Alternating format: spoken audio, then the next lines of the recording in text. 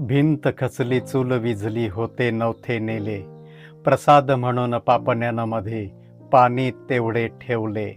कारभारणीला घेऊन संगे आता लढतो आहे, पडकी भिंत बांधतो आहे, चिखलगाळ काढतो आहे. अशी अवस्था आज शेतकऱ्यांची झालेली आहे. शेतीमध्ये एवढा पाऊस झाला की त्या शेतीचा चेहरा मोहराच बदलून गेला. शेताचं चोहोबाजूंनी नुकसान झालं.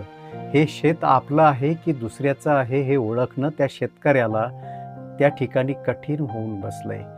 हा जगाचा पोशिंदा आज आपल्या मदतीची त्या ठिकाणी वाट पाहतोय. हा पोशिंदा आज आपल्या त्या मदतीकडे प्रकर्षानं त्याचं लक्ष लागलंय.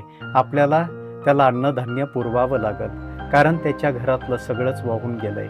त्याच्या घरामध्ये त्याच्या लेकरांची पुस्तकं, वह्या पुस्तकं सुद्धा वाहून गेली. कपडे लत्ते सुद्धा वाहून गेलेत. जनावरं वाहिलीत. त्याचं काहीच राहिलं नाही. जो आजवर आपल्याला पोसत आला, आज त्याला धीर देण्याची गरज आहे.